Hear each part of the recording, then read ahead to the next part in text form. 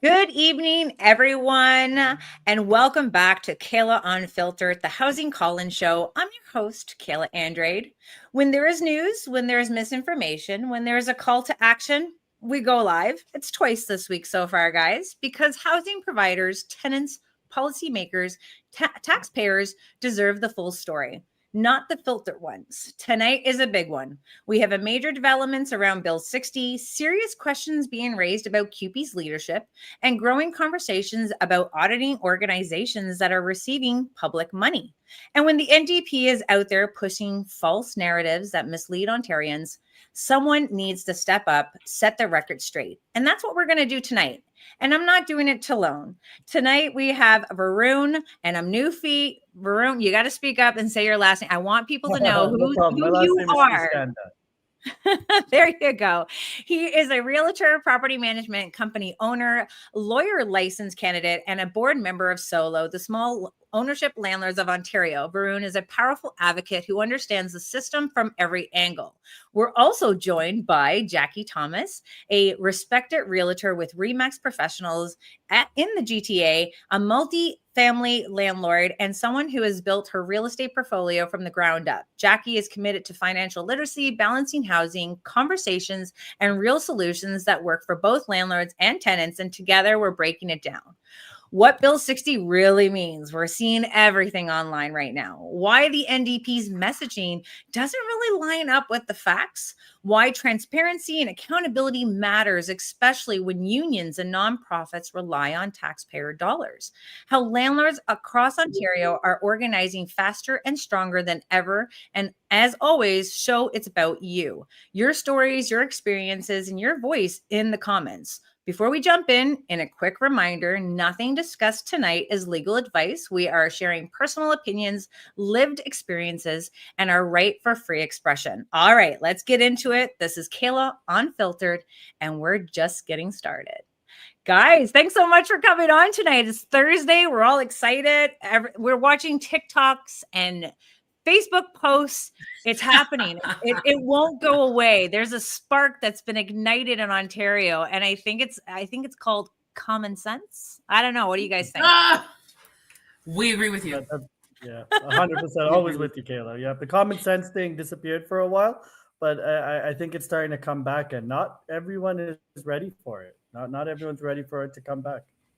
Well, you know what? I think like if you look at it, like we waited for so long. I've been doing this advocating for 15 years. Varun, you've been right beside me on TVO. Me and you right there, Steve Bacon, and like the highlight when you got to get your makeup done and speak with the other the opposition of the tenant unions.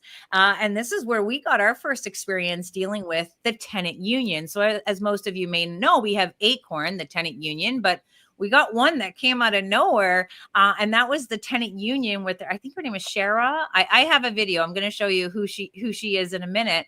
But we sat there in the green room going like, hey, like, how's your funding model? We struggled as a landlord. Like, oh, she's like, we just got a donation from CUPE, $5,000. I'm like, really? Like CUPE, like Ontario, like 700,000 members dealing with public. What? I was mad. What did you think about that, Varun? I was shocked. I didn't know that CUPE I didn't know CUPE, first of all, funded their own political goals using the union dues of hardworking Ontarians like that. I also had no idea, and honestly, I don't know the number, but I do know for a fact I have many CUPE tenants, and I got many landlord clients that CUPE. How many of those 700,000 member paying CUPE members are actually small landlords themselves? And did they vote for this? I'm pretty sure they didn't approve of their member dues going to Acorn and tenant unions, things that counteract everything they're working to save and invest. And their own union is now acting against it. I was shocked. I didn't know that. But I'm glad that we're finally starting to peel the onion a little bit. And Well, as you peel the layers, it stinks. someone's going to be crying. Someone's going to be Yeah. crying. And you Yeah. know what? Like, these are the couple of videos that I have, and I'll try to. I may not play the entire thing because I don't want to get you guys. You've probably seen a lot of this stuff online. But when we look at what has happened based on the behavior of these tenants inside the gallery, throwing things, playing with a whistle. The president of Acorn is like, what?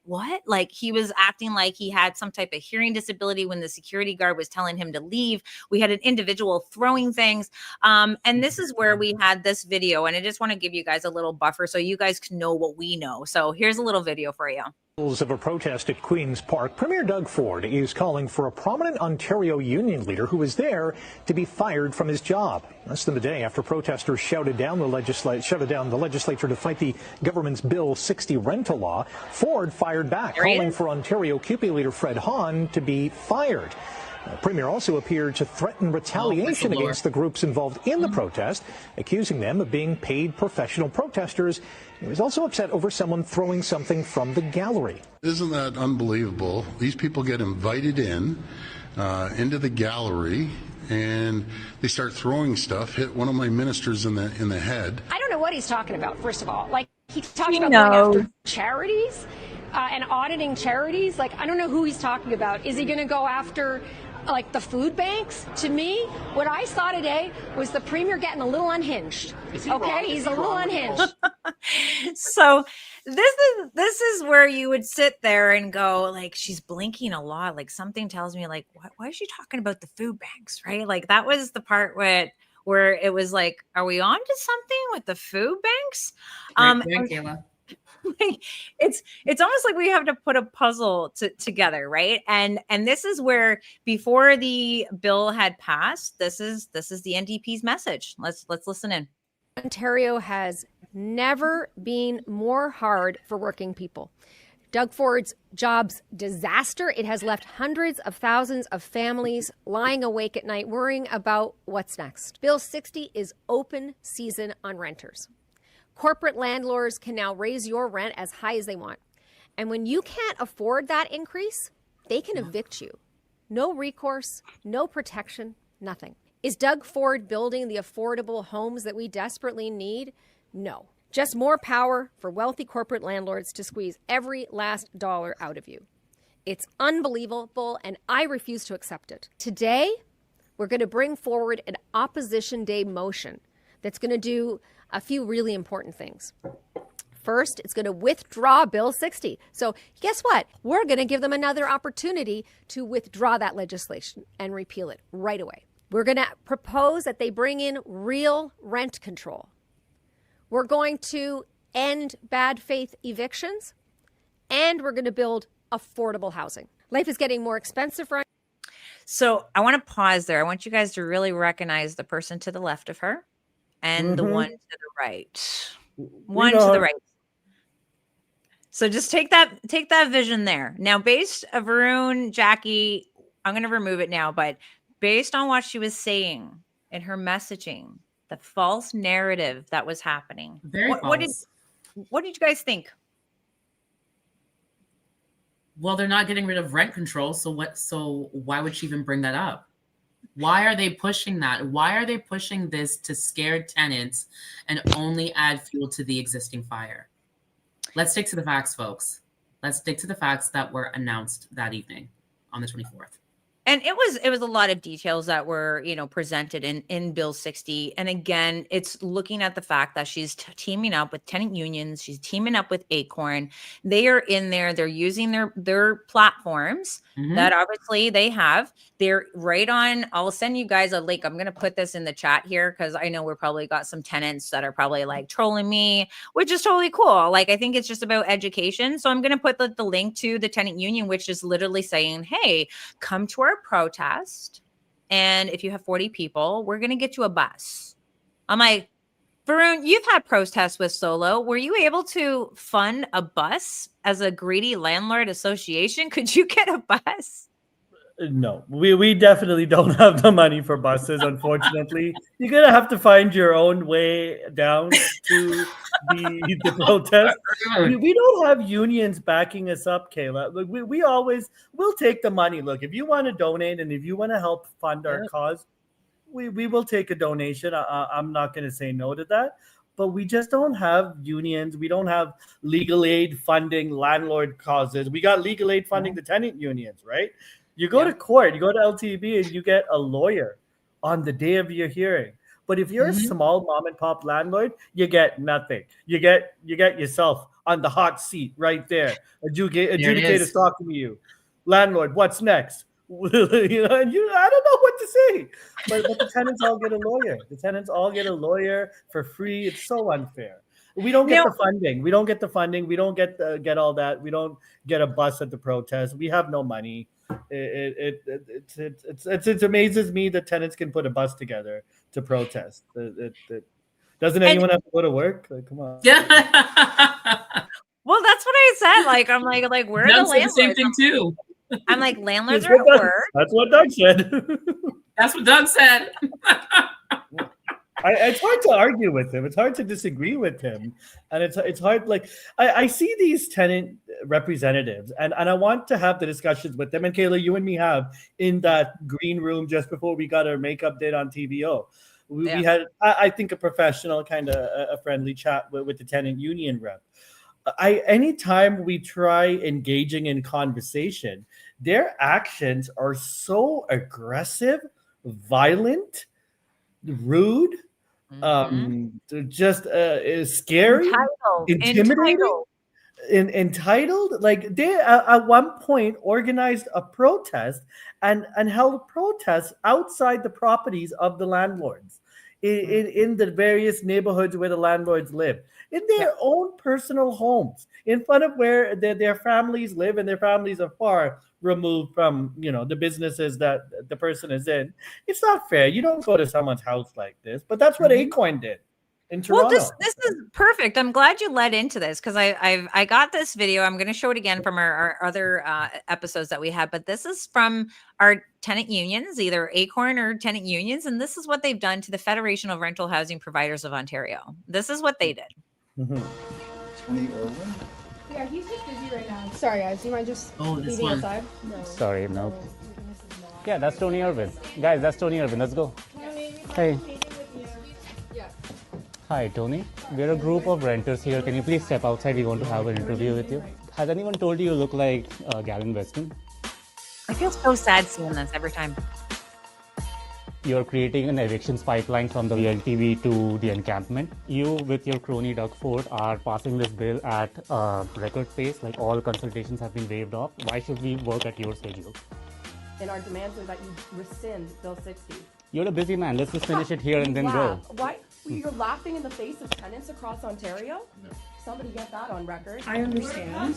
I think it's important mutual respect. Tenants already have minuscule protections. So you tell me how this bill is respectful by your standards of respect. Right. Please speak. Free lawyer, minuscule. Extremely rude behavior. It's evicting families with children on the way. How is that appropriate behavior? Right? Is it going to be the seniors who you kick out, or is it going to be the ODSP people? What will give you the most profits? I'm sure you have analysts on this. One of your board members who represents Pine Ridge, they just tried to evict someone for being 98 cents behind on their rent. Yes. I'm not aware of that. Okay. What are you aware of? Well, do you know the homeless stats? Well, it's doubled since 2022. So you're advocating for more evictions and you don't know the homeless stats? I'm advocating for a fair system. No, you're advocating for evictions. Not fair, and you're making it less fair. What do you think will happen if you create a tenant blacklist? Do you think they will end up in encampments, or do you think they will magically find a home somehow? I respect people's rights to have different views. I think it's important in our democracy to have that. You have your opinions, your positions. I have mine. How is it a democracy when you influence the government so heavily? How is it a democracy if all consultations get waived off? We have to get back to business here. We have a... No, business, where you evict people is not business for us. It is a direct threat to our communities, to our homes. That is not business for us. It's very personal. Kill Bill 60! Kill Bill 60! Power! Power! Power! Like, I get mad every time I see that. And I think Jackie, is that the first time you've seen it, Jackie? No, I've seen it Okay. across socials. I just, in the climate that we're in right now, it's just the audacity to walk into, to storm into someone's office and behave that way is just absurd. And just really showing how people, it's just that character. It's that mindset of tenants versus landlords that is absolutely insane to me. And then to have the direct correlation that, if we make any adjustments to the RTA, that we are promoting homelessness. Mm-hmm. That just really yanks my chain. Well, and this brings into, like, this is what we're seeing on different platforms, like this image right here. Ontario's bill passes eviction rules tightening, non-payment termination possible in just 7 days. When did that happen, guys? Because the landlords, like, and we're at fault too. Some realtors, some landlords are out there and they're all excited because there's actually a bill after 15 years of advocating that there is a bill that actually protects the small landlords against not the people that can't pay, but the people that won't pay. And this is that, are we afraid to say anything and make these type of changes? Because deep down, 7 days earlier for filing is nothing. It really is nothing. The only thing it's doing is encouraging the tenants to make their payment before that 7-day mark, but they know that landlords are willing to make a payment arrangement with their tenants. Be a good, and shout out to the good tenants that are out there, but 7 days, it's a 186. I like to see it go into the landlord and tenant board with a little bit of a change of how making it easier for landlords to withdraw their application, because I don't want to see this backlog the landlord and tenant board even more, because people are a little bit quick on the dial, and they're going to be, because they know there's such a massive growing of tenant unions that are promoting rent strikes, right? This tenant union, I'm going to show another video and then we'll get more into the Bill 60 so that we can like snip all this misinformation in the butt of what people are actually like thinking, because this misinformation is spreading like crazy. But when you work with the tenant unions and how they're trying to get more tenants to follow them, and they're going to try to take part in a rent strike movement. And that's what this association was doing when we were on tenant TVO, was to encourage more buildings to take part in a rent strike movement in protest of above the guideline rent increases. And so a lot of the small landlords don't do it because like $200, all this paperwork, we don't really do it. The big guys usually do it. Why? Because they got bigger buildings, bigger problems, bigger expenses. But this is the girl who is, as a tenant union, who was the one who told us that she had received funding from CUPE. And this is her messaging. And got to give her credit. She is a good speaker. Listen in. I want to be clear. Bill 60 is Doug Ford's declaration of war on tenants. Remember, she was the one on the left of the NDP leader. Instead of listening to the millions of Ontario renters struggling to keep a roof over their heads, Doug Ford is in the pockets of the landlord lobby, the biggest and most wealthy corporate landlords in this province, because they are the only ones who want the changes in this bill. How do I know? Because Doug Ford isn't even trying to hide it. When this PC government announced the changes to the landlord and tenant board that Bill 60 will bring forward, he wasn't standing beside tenants, as the NDP here is today. He was standing beside the leader of the landlord lobby, whose job it is to lobby on behalf of Starlight, of Caprite, of the biggest landlords in this province. Everyone agrees that rent is out of control. But instead of controlling the rent, Doug Ford and this PC government with Bill 60 is just looking to make it easier and faster to evict tenants who have lived in their homes for years, so that their big corporate landlords can skirt around rent control by jacking up the rents for the new tenant. That is what this bill is about. And now the PC government and Doug Ford want us to think this is about bringing balance to the landlord and tenant board. It is. Anyone who has spent 5 minutes at the landlord and tenant board knows that there is no balance at the landlord and tenant board. that tenants get eaten up for breakfast, Oh, lunch, wow. and dinner at that place. And instead of bringing balance to the landlord and tenant board, where tenant applications take 3 to 5 times longer to be heard at the landlord and tenant board than landlord applications, because when a landlord wants to evict a tenant, their application gets heard in 3 months.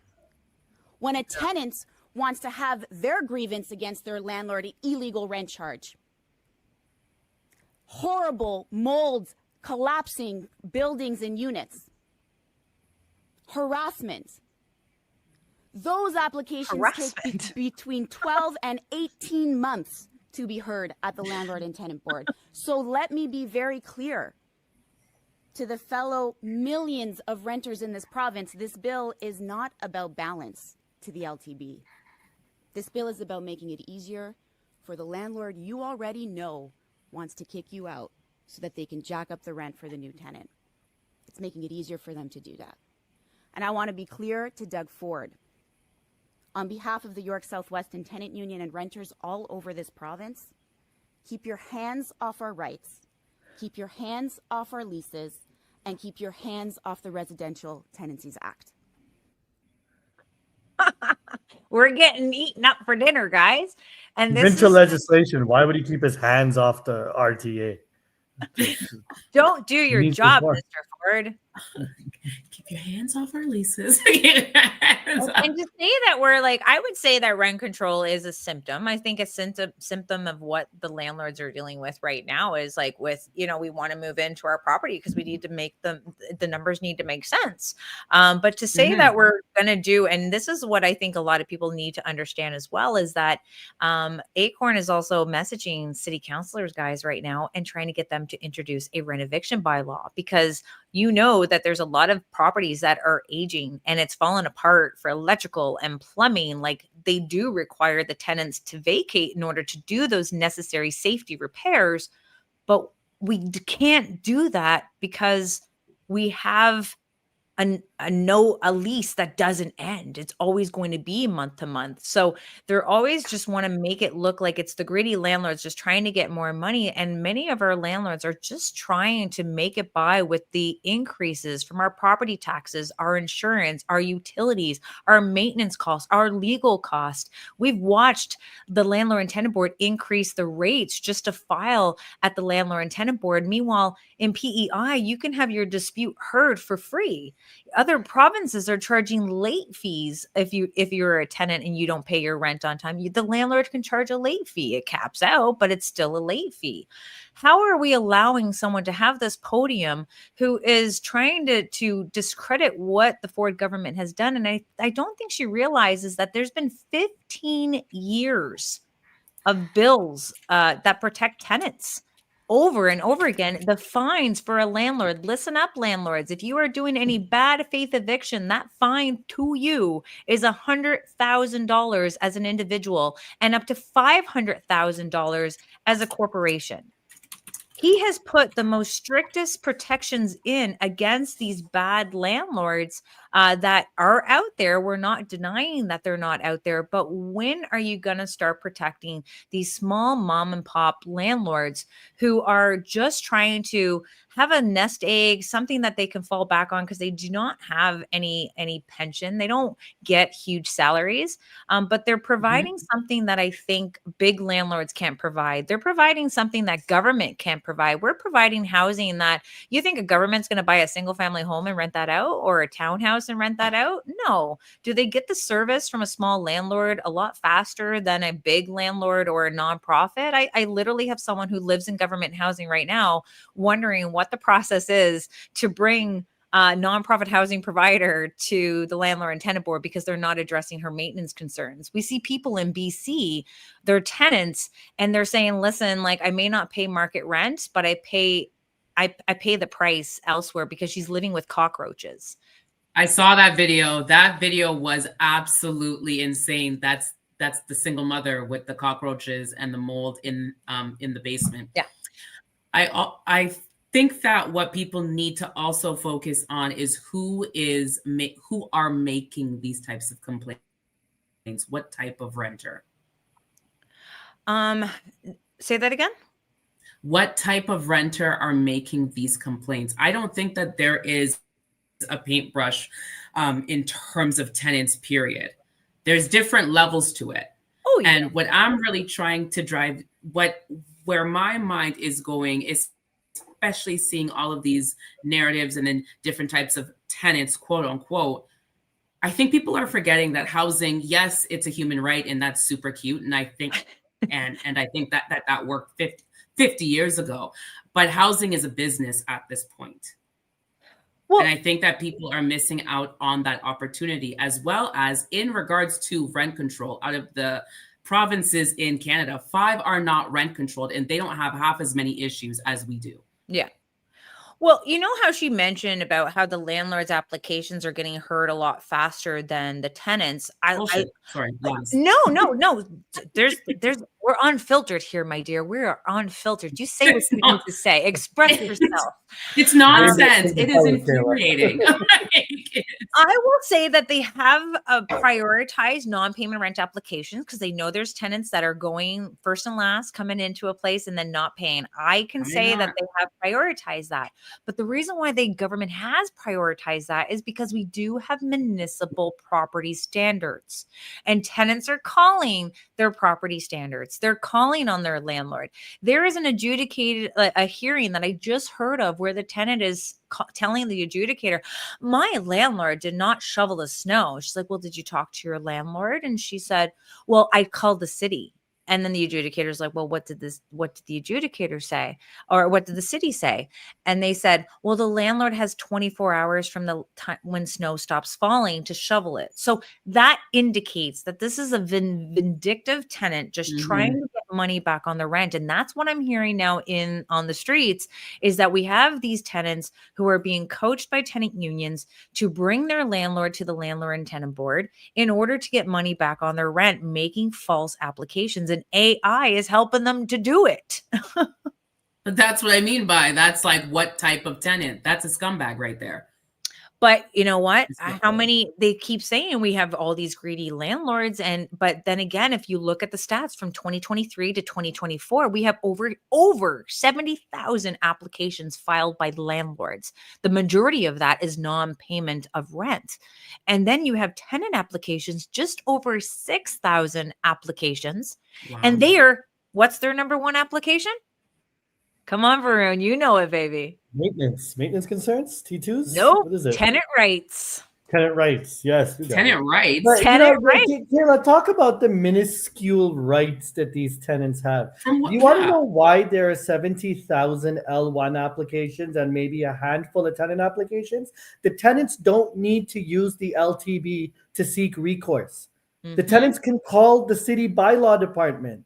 You call city bylaw, and me as a property manager, I get a call from a bylaw officer. I'm right away. I'm out of bed. Good morning, sir. How can I make your day better? How you doing? How you doing, man? What can I get you? Absolutely. I'll meet you at the property in the next hour. We'll pick that garbage up right away. I don't want to piss off the bylaw officers, right? I cannot have my landlord clients getting impacted by maintenance problems or anything or something not being addressed. So if I don't address something and the tenant calls the bylaw officer, I need to act ASAP. So the tenant doesn't need to go to the LTB. They get their issue fixed right away. But hey, Kayla, you call your city councilor and you tell your city councilor, my tenant didn't pay rent this month. Can you help with that? Nope. They'll tell you, have a great day. Nope. You can't even call the police. You can't even call the police. I have my tenant causing thousands of dollars in damage. Sorry, this is a landlord and tenant board dispute. You know, like what happened to mischief? Whatever happened to like vandalism? Like whatever happened to like we can charge someone for stealing 39 pounds of apples, but we cannot charge anyone for stealing $50,000 in rent and causing fraudulent activity and fraudulent paperwork and leaving landlords high and dry. This is what people quite have to understand. And again, this message, if you are a taxpayer and you're listening to this YouTube video, you're paying for this mismanagement. You're paying for the landlord and tenant board. You're paying to house more people on government housing nonprofits because the landlords need to leave this industry. They're leaving, and they know this part of it, right? So a lot of it has to go with, there's a lot of protection, there's a lot of resources into protecting the tenants against these greedy landlords. But you know what, when we talk about property standards there, Varun, is that if you have a tenant that is doing something that is against bylaw, they're still coming after the landlord. They're not even coming after the tenant. So if a tenant has a broken down cars and they have dogs off their leash and dog feces all over the place and the noise complaints coming from neighbors, they're coming after the landlord regardless. Yeah, I've told bylaw officers, look, I try my best. You know, I could take the tenant to the landlord tenant board. I could file an N5 application for the dog feces. But you know, it's going to take me months to get to the board, and they're not going to listen to me. They're gonna tell me I'm harassing them the whole time. But so why don't I just give you a copy of the lease and the tenant's ID? You can see the tenant's name. Why don't you go ahead and lay the charge? Go ahead, give them the ticket. Go ahead, give them the fine. Why am I getting fined? I don't like. I pick up after my dog. Like, why do I have to now pick up after someone else's dog? But then again, like, me with the little bag walking around like 3 days before Christmas picking up feces, like just so my landlord client doesn't get, you know, in trouble with the city. But this is the catch though. We actually have tenants that damage the crap out of their unit, and then they call bylaw to come in and nail the landlord to the wall. But then when the bylaw comes in and sees that this was at the fault of the tenant because the landlord is showing them pictures of what it was, now it's like, can I have that report from the city so that I can expedite my hearing at the landlord and tenant board? So it can be almost like an advantage. And even for our tenants taking down their smoke detectors, it was beeping because you can't cook. But like, you can't take it down, okay? Like, don't take it down. And if anything happened, God forbid, to that property, the landlords are the ones who have to show, this is when I did my last inspection. This is when it expired. It was working. You got to have your carbon monoxide detectors, your smoke detectors. Like, when do we start holding tenants accountable for their own behavior? That's the piece. That is the missing piece. They need to be held accountable. You know, the other a couple of months ago, I had to do a fire inspection at a 43-unit apartment building. I was managing it during a power of sale process. The bank was taking back this property from a slumlord. This guy didn't fix anything. These poor tenants. So we were in there and trying to really like go door to door and like, here's a piece of paper, write down anything that's an issue. We got guys here that are ready to get to work. Things that previous landlord did not do, we were there doing. Yeah. And so the city was like, hey, we got to do an inspection of all the smoke alarms. I'm like, sure, no problem. Give 24-hour notice to all the tenants, blah, blah, blah, door to door. We start inspecting all the smoke alarms. I get to one apartment and the chain lock is on the door, right? So you can't open the door because I got the key, but the chain lock is on. So we're on the 4th floor. So obviously someone's in the unit, right? Unless you leaped off your balcony, you are in your unit, right? Yeah. And I told her, and I'm like, hey, you know, we got to do this fire alarm inspection. You got the notice. She's like, I'm at work, hon. I'm sorry. Come back tomorrow. I said, no, the chain lock is on your door. It's like somebody's in your unit. I could hear her she's whispering too. I'm at work. I'm like, you're in your bedroom right now. And she's like, no. Sorry, did you say that? Stop harassing me. Yeah, I'm like, you're in your bedroom. You're whispering for that reason. I'm right at your door. And she's like, stop harassing me. Long story short, Kayla, the city of Thorold, they told me that I failed to complete my mandatory fire alarm inspection in time, even though I did 45 out of 46 units. They were like, you didn't do all the units. This is your final warning. We're going to now go ahead and register our lien. They came down so hard on us, all because I didn't get that 46th unit. They were like, you should have gained access. And I'm like, they told me you should have cut the chain. Varun's excited now. Like, you got I almost knocked my monitor out. And they were like, you should have cut the chain. I said, I can't. You know, if I make an entry like that, that's another problem. Chain, I got a whole other set of problems now. Now Varun is on CP24 for the wrong reason. I can't do that, right? Like, and the city was not cooperative at all. not cooperative at all. You can't make it up. You You can't can't make make this it stuff up. up. You can't make this stuff up. No. It's And really you know what? hard. You try your best, but they're not on your side at all. This is why I'm doing this YouTube channel. Like, if you guys are liking, like, put your thoughts into the comments, subscribe, share this video with your elected officials. Like, this is about sharing the stories, and you can't do that at council with 5 minutes. You know, when you're there delegating against another city bylaw that's happening. And you know what? Deep down, we hold landlords to such a high standard. And yes, we are a business. You know, people think with an investment, and even with Varun, like with everything that's in Bill 60 and what the messages, and especially Jackie, I loved your TikTok video. Like, while you're tickering away there, put your TikTok handles, both of you, in the comments so people can find you and give you guys some love, because I think what you guys are doing is great, and we need more advocates fighting against the misinformation, not only fighting against like the bad tenants that are out there, but it's almost like we're fighting against unions now. We're fighting against the NDP. Like, we're just small landlords. Like, what do you expect us to do? But if we are looking at all the information that is coming from Bill 60 and knowing that tenants still have their opportunity to file their own rental their own application at the landlord and tenant board for maintenance, it's just, you just can't bring it up. If the landlord's already bringing you to the landlord and tenant board for non-payment of rent, they're going to tell you that you got to pay 50% of the rental arrears, because there's nowhere in the RTA that is telling you that you can withhold your rent. Besides the fact that your landlord didn't give you a copy of your standard lease, and at that you can only hold back 1 month. But we do have that in itself is bringing fairness, that you should be paying for it no matter if there's a maintenance. How do you expect the landlord to address your maintenance concern, but you're not giving him money to pay for it?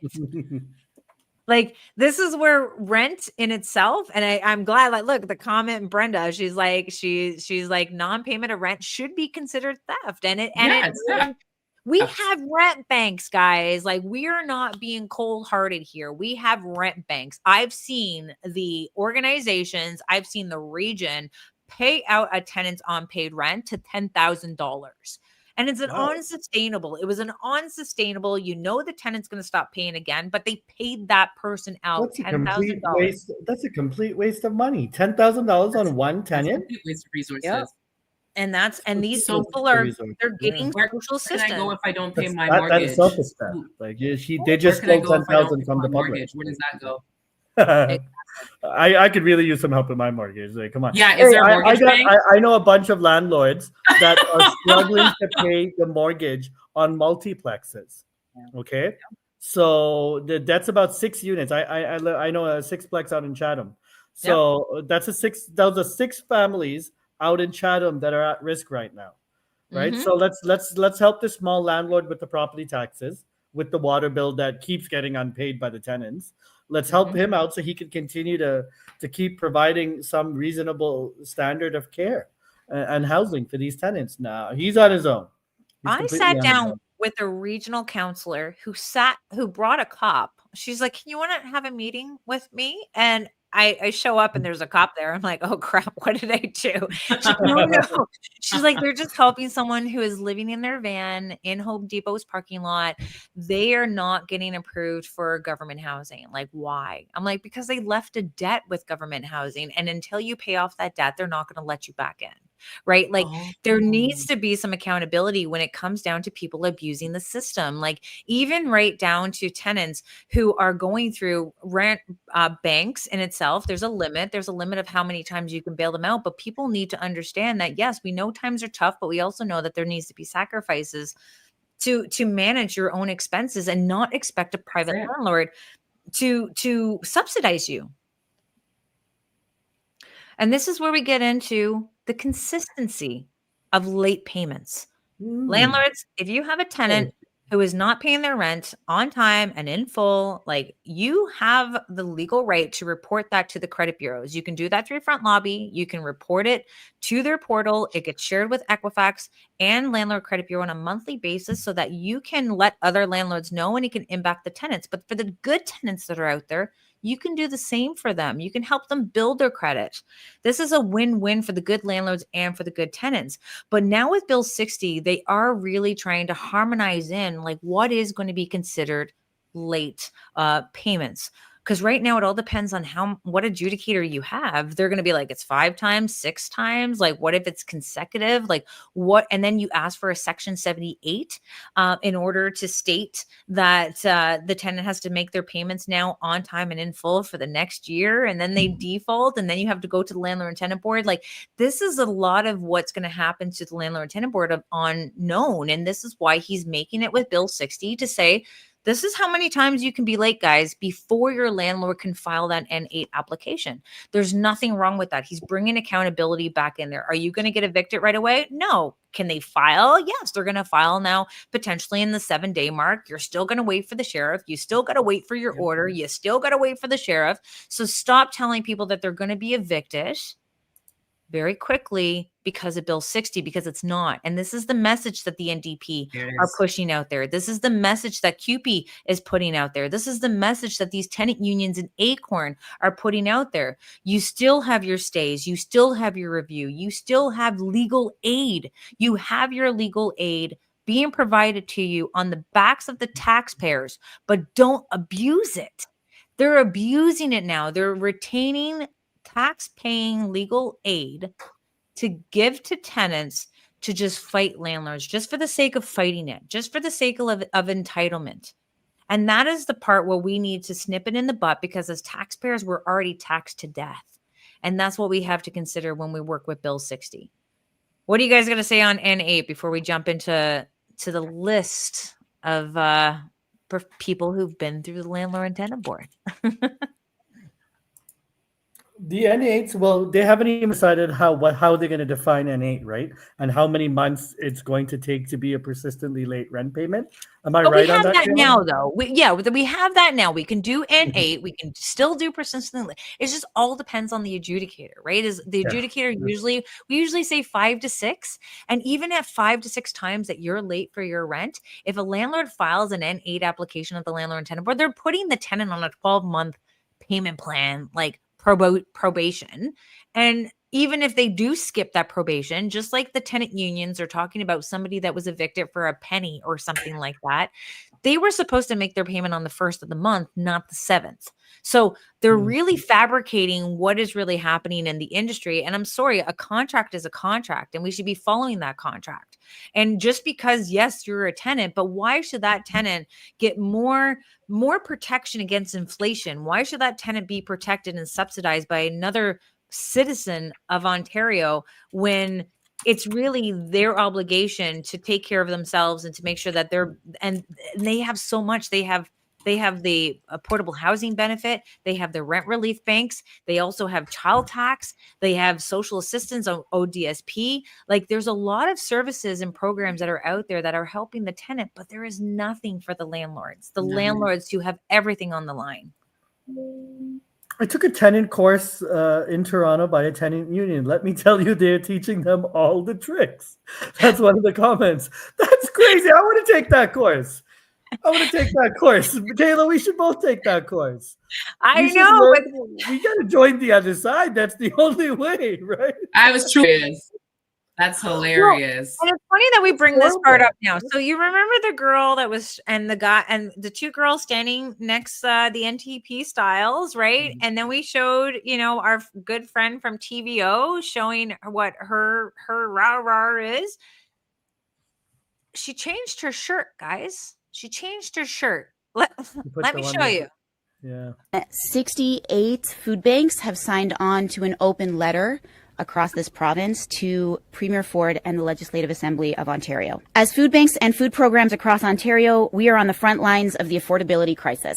And we are writing to you to say that we are scared, terrified, in fact, of the consequences that Bill 60 will have in the communities that we serve. Food bank use is at an all-time high. More than 1 million people in Ontario are using a food bank, and 1/3 of them are children. The high cost of rent is the primary reason people come through our doors. Every year, we call on the provincial government to provide some relief to renters, bring back rent control, stronger tenant protections, and investments in social and rent-geared to income housing. But every year, our calls go unanswered. At a time when people across this province are struggling with housing and food security crisis, Legislation has been proposed that would make things far worse for the millions of renters across this province working as hard as they can to keep a roof over their heads. Bill 60 will make it easier and faster to evict tenants across the board, reducing the number of days to catch up on rent, seriously limiting the defenses a tenant can rely on at an eviction hearing, and making it much harder to appeal an eviction order, eliminating the compensation to tenants for landlords' own use evictions, and creating a searchable evictions blacklist to make it impossible for evicted tenants to get back on their feet and find a new home. These are very dangerous changes to bring in when so many are hungry and barely hanging on to their homes. Weakening tenant rights will increase rents and undoubtedly drive more people to come to food banks. Just like the more than 1 million people in Ontario coming through our doors, we, the food banks and food programs across the province, are barely hanging on. Food banks across Ontario have seen our numbers skyrocket to record-breaking levels over the last 5 years. Our programs are at their limit, teetering at the very edge of what we can manage. We simply cannot afford more legislation that makes life harder for the people and the communities we serve because we cannot meet the need as it is. The risks are too high in the crisis we are in to bring in legislation like this. In the midst of unprecedented hunger and homelessness, we are asking you, the Government of Ontario, for a little grace. Our communities and our programs cannot withstand the impact that this legislation will bring. We're calling on this government to immediately rescind Bill 60. Sincerely, North York Harvest Food Bank and more than 68 food banks from across this province in Mississauga, in Brockville, in Burlington, in Scarborough, and I think it's a social franchise, guys. Like, deep down, we got a girl who's the tenant union. She flips her shirt over to the food bank, and she's tying it all into the fact that she's making a private landlord a subsidy, a social service for the government with no compensation. Like, deep down, this is the fabrication. Like, if you are at the landlord and tenant board, you have these tools, you have these services for you. You should be on a an order, just like landlords, our names are going to be there. If you're a landlord and you get brought to the landlord and tenant board because you were a slum landlord, guess what? It's fair game. But to say that the tenants are going to be homeless and that you don't have legal representation and you can't fight your appeal, he's knocking it down from 30 days to 15. If you did see an error that was happening at the landlord and tenant board, you would do that in that length of time frame. You have the legal representation to do it. So why are you coming at Mr. Doug Ford under the pretense that he's making tenants homeless, unless it was to create that narrative for the NDP, to make his opposition stronger? And this is where CUPE comes into fact. I love to find out like what I'm dealing with, and I have a video and I want to be able to show you. I try to keep these things at an hour because I know it's like we got things to do. We're landlords, tenants are probably going to be calling for a maintenance issue right now, so I'm going to try to make it as quick as I can. But we do have more to Bill 60. I think we're not going to, like, we have to strike while the iron's hot. We're going to continue to keep talking about this, and I want you to keep talking about it as well. But I'm going to show this quick video of CUPE, who obviously shared Bill 60 and the type of behavior that these tenants were acting in there. And it's on their channel. Like, it's clearly on their channel. So they show the NDP showing the tenant. You can see there at 15 minutes between the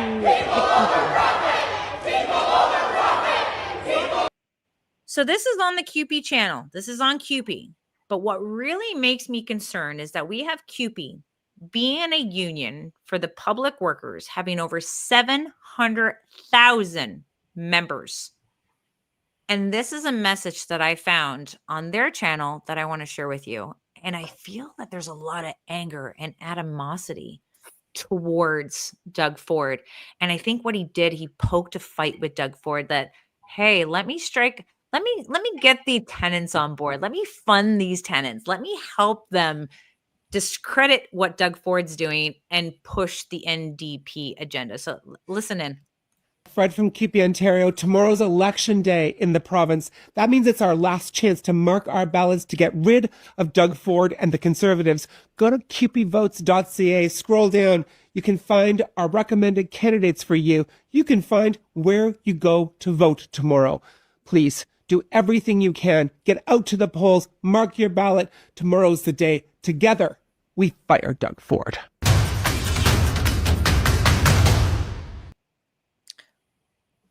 Well, that didn't work out too well for them, that whole campaign. That was intense. That was intense. Like, who are we really fighting here? You know what I mean? Like, we know that, like, I wish these tenants were out protesting about their food prices against the federal government with the tariffs that have rolled in. You know, like, where were the tenants fighting the federal government regarding their food prices? Don't blame your rent, because your rent is increasing based on your municipal government who is increasing your property taxes. You have your property taxes increasing. You have your insurance increasing. You have maintenance increasing. You have your losses increasing. Any tenant that's out there paying a price for rent right now, we have to consider that the landlords are trying to recoup their losses by the next tenant. So this is where our good tenants are paying the price for bad ones. So when are we going to wake up and understand that these people are trying to run this socialist government that never works? I believe I put something out there in my article with, like, it's a wake up call for Bill 60, not dangerous.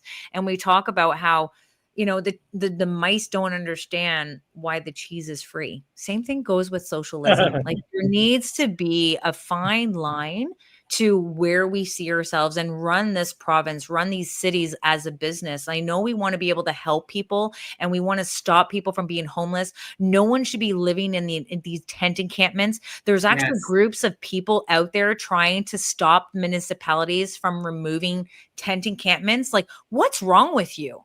These people should not be living in a tent encampment. They shouldn't be out there in the cold. You're putting them in harm's way of living in tent encampments, but you're trying to stop the city from removing them.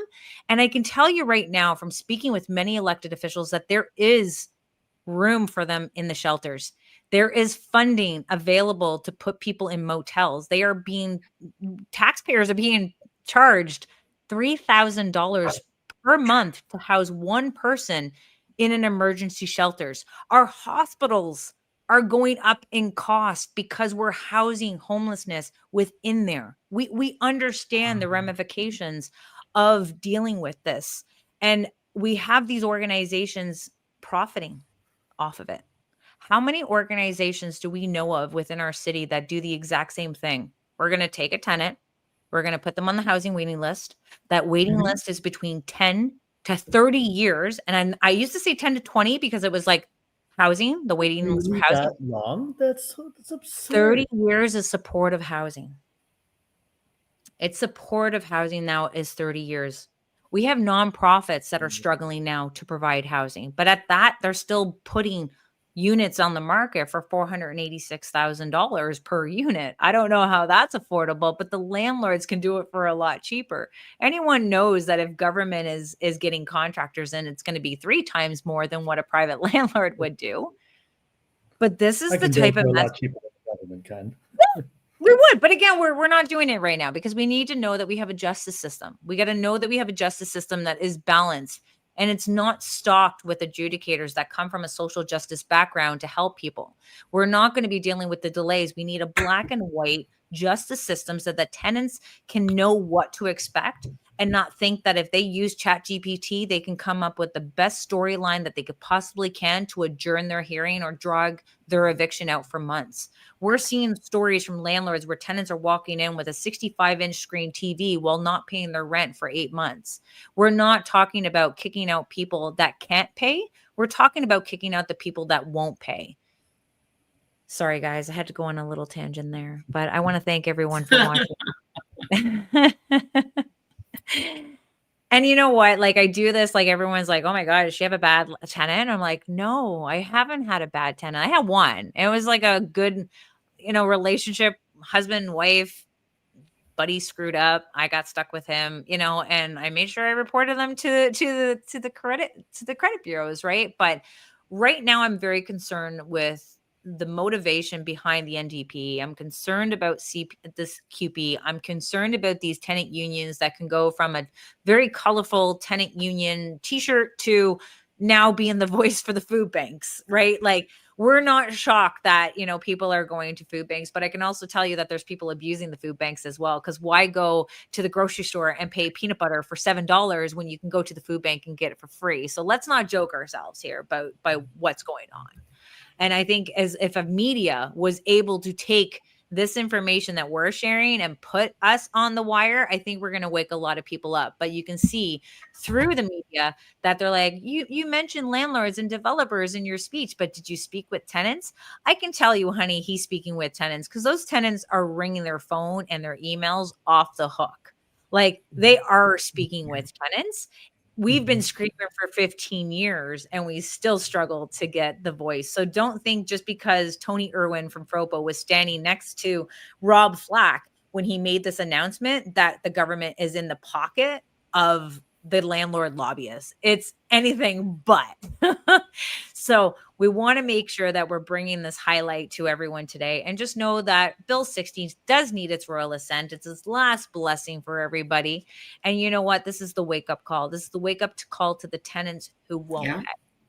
This is the wake-up call to our elected officials who want to play smoke and mirrors, who want to make a fake narrative to gain votes for your next election. And this is a wake-up call to our municipalities who think that they can introduce vacancy tax and eviction bylaws, and who think that they can make landlords responsible for their tenants' delinquent utility bills. And this is where Bill 60, and there's a comment that's in here now about Bill 60 with water. And yes, I'm actually willing to try something, because you know what? I've seen my city make landlords responsible for their tenants' delinquent utility bills. They refuse to put additional meters onto these new developments where there is multifamily units happening.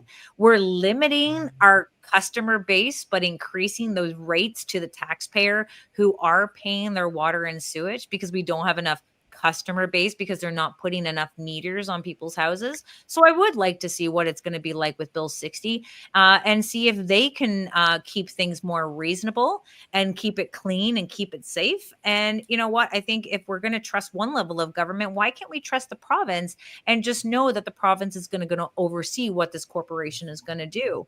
But we have to try. We have to try. We have to be loud. And I'm looking forward to partnering with different landlords associations right across this province, because I think our voices need to be heard, and we're afraid to show up in the gallery. I ain't showing up there, guys. I ain't. Like, I'm sorry. I love you all. I want to advocate for you and tell the truth. And I'm a little nervous because landlord licensing is coming to the belly of the beast in Hamilton on December 2nd. Shout out to our Hamilton Landlords Association, who is going down there to advocate to stop landlord licensing from being spread not only in the certain wards, because they're discriminating against the students right now. They want to make this wide. And it's funny that the wide part of this landlord licensing is that it's costing taxpayers $2 million to run that pilot program, and they're short $1.7 million. So to run this on a city-wide, knowing that the bad landlords are not going to apply, but the good ones are, you're just driving up rents. You're driving up rents, and then having the NDP tell us that we are the greedy little landlords. Meanwhile, you keep driving up our costs due to policies and red tape. Guys, we're almost at the hour. I know we want to continue. Like, everyone, please, like, if you're going to call me, you're going to have to text me first, because I got like some stalker. So please give me a text. Give me a text. Let me know you want to talk. I'm always up for a conversation. You can also email me, olwlandlords@gmail.com. I am obviously on Facebook. I am on TikTok now. I am on LinkedIn to make sure that we are getting our message across from every platform. We do need a call to action. We need to support these small landlords associations in each municipality that's out there, and we need to listen to one another. And this is what I love doing, and I'm getting everyone's messaging out to as many people. But municipal government is coming, guys, and you need to make sure that your voices are heard, not just at the polls, but use your platforms. Let these elected officials know that we are a landlord that is providing the necessity that government can't even do right now. Jackie, what are you going to say? Like, if you had your elected official in your face right now, what would you tell them? Honestly, I think that we're on the right track and balance is needed. And I think that it's just short and sweet. Balance is needed in this system that is broken, and that is what we need to focus on. Affordability is an issue on all parts. It is such a huge conversation. It's not just landlords versus tenants. We all need to work together because we all need each other. And I think that it's just, if we all could just get on the same page of that and understand what this business truly is, I think we would be in a better state.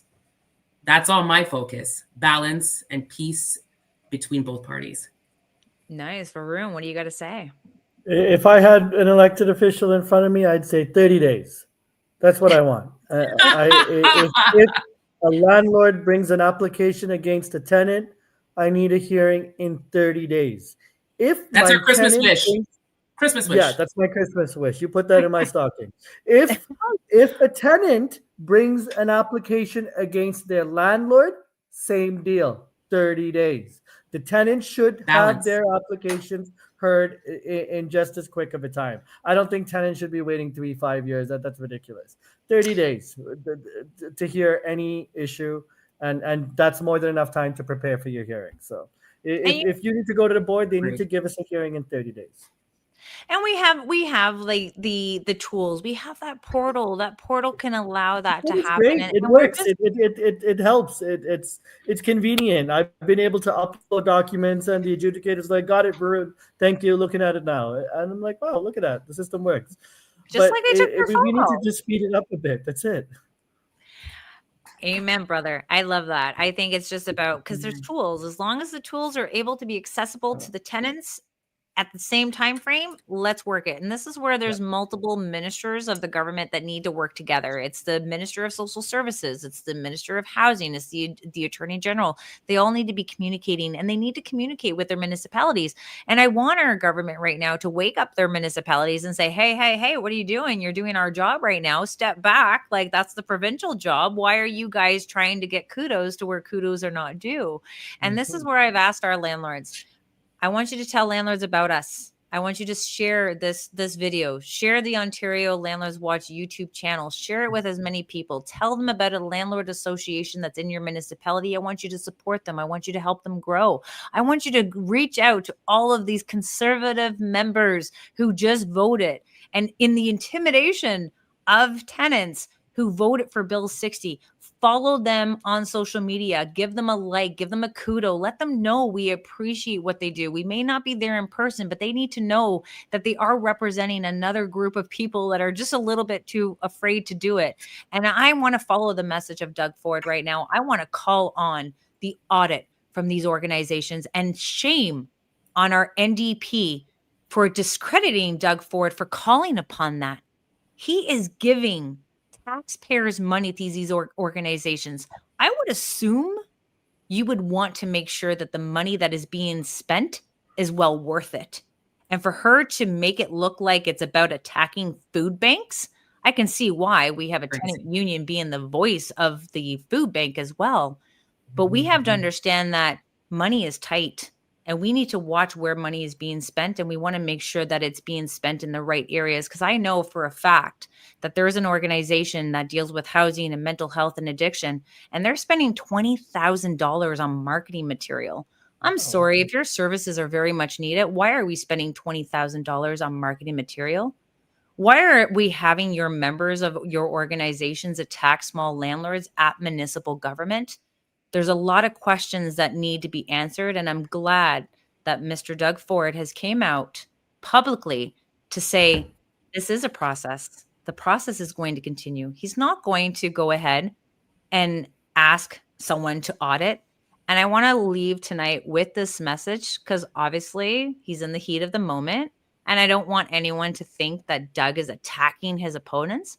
Just listen for a minute before we bow out for tonight. When you talked about auditing groups that give money to CUPE and Acorn. Yeah, well, what we have to do, and it's just standard operating procedures, that all groups get audited and to make sure they're spending the money the way they said they're going to spend it. But I'm not directing anyone. I'm going to make sure the process just continues. It's not up to me to say audit this, audit that, but we audit everyone we can that receives money from the government. And it's just making sure that what they say they're doing. It sounded like you were specifically targeting your opponents, like CUPE, Acorn, those groups. Well, you know something? I just want the process to move forward and make sure that when you receive money from the government, you better be spending it the way your application said you're going to be spending it. Do you regret telling the protester yesterday to get a job? No, I'm focused on people looking out there to get a job. I'm focused on people that are working every single day. You know, I've seen these folks all the way back to my city hall days. They're professional protesters, and it's unbecoming of anyone to go in there and act the way they did. The NDP signed some people up.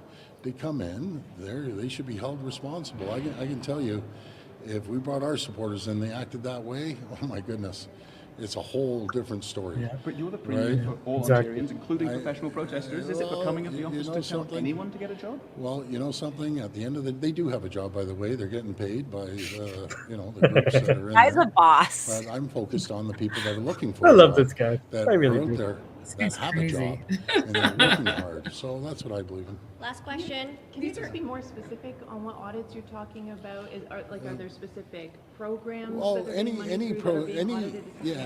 any money that's delivered to any organization, they may get audited, and they have to be held accountable if they aren't making sure they deliver what they say they're going to do. One more question. So these, though, they're advocates who are advocating for the rights for people who are renters. They don't like your bill. That's why they were there. They were upset because this was fast-tracked. Like, do you have anything to say to them? Well, number one, our rent has never been lower over the last 40 months, so we want to make sure we create more of a supply. Yeah. But the only people that Going have down. to be worried about, and I got thousands of calls of people that they get renters in their basement apartment and they aren't leaving. And then they destroy the apartment and they start threatening the people that are renting it. They should be worried. You don't pay your rent and you're going to be evicted. I took the toughest laws in the country protecting tenants, and especially big corporations. If you mistreat a tenant, you're getting a fine of $100,000 to $500,000. What I'm focused on are the mom and pops that have saved their life savings to go out and maybe buy another condo or rent out their basement apartment to have additional income. And there's professionals that go in there and they won't move out. And so we have to balance it. But I'll always protect tenants, but I'll always keep an eye on bad landlords. There's bad apples in both, to be honest with you. You pay your rent, the landlords treat the tenants fairly, and there won't be any problem. So I'm going to keep an eye on things, and we're going to create more supply because there's thousands and thousands of units that people are terrified to rent out right now. Even the builders, the developers, didn't want to build any more rentals because they were worried they weren't going to get paid. That's how bad it is. And it's probably the worst in the entire country. A lot of them are taking their investment and moving it to other provinces. So I just want to create a balance for tenants and landlords, get rid of the bad apples on both sides, and create more housing for everyone. That was an awesome message to end. I really don't know what I'm doing when I do these things. I have lots of videos that I want to show you, and I'm glad that it kind of worked out the way it was because he knows what's happening, and I think he got a good taste of what he is expecting right now with the way that the tenants are reacting. And I'm hoping that this is just a big crumb and that we have more different bills to go through the loopholes, because there's many, many loopholes. And landlords, we're excited, but don't be making videos that everyone's going to be evicted quicker, like as fast as we think we can. We're just closing some of the loopholes. And at the same time, it's nice to be finally heard as these housing providers of Ontario. We are not greedy landlords. We are someone who can indeed reach out and work with payment arrangements. We know that tenants fall underneath hard times, but I had that today. Yeah. I had that today. One of my tenants, she had reached out and she's like, can I pay you half of my rent today and the remainder on the 11th? Yep. No problem. Yeah. That's fair. No problem. Communicate. Let's talk. No problem. So fair is fair. That's it. But you know what, guys, we have to keep supporting our Conservatives. We've seen the message before with, wanting to put more restrictions onto the landlords with the NDP. Liberals, they're kind of quiet, but they still have that same thing where they want to introduce rent control in between tenancies. And you know what? I love the fact that Mr. Doug Ford was able to identify that there is a lot of mismanagement of funds that could go towards more tenants, to keeping them housed. And in order to do that, there is needing to make sure that there's accountability and transparency that is working within, having money, taxpayers' money being sent to these organizations that are supposed to provide services for education and advocacy and housing and mental health and addiction. And I think this is it's a social franchise for a reason. So I'm glad that he's taking part in this.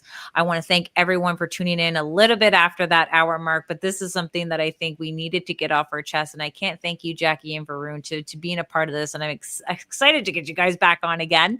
And I want to thank everyone who has been using their platforms to share this information, to be an advocate for the housing industry, because deep down, our taxpayers cannot afford to keep building, managing, maintaining, and subsidizing government housing. We need these private landlords, just as we need our big landlords, just like we need our nonprofit housing providers. But there needs to be sustainable housing. I don't think anyone can understand what affordable housing really means anymore, because we can't keep things affordable for our homeowners. But what we do need to know is that we need to support the elected officials who have our best interests at heart, and that is going to be our Conservatives. I want to thank everyone. Subscribe to the Ontario Landlords Watch YouTube channel for our next live. I really don't know when they happen. I know I have a lot of people who are wanting to share their stories, and I will be lining them up. I want to take a break right before Christmas so that I can get some cooking, baking done as well. But I think 2026 is going to be our year. So don't let this conversation stop. Keep striking while the iron is hot. And I want to thank each and every one of you for watching and staying with us, and keep sharing this message. And thank you for being a part of Ontario Landlords Watch. Happy renting. Have a good night, folks.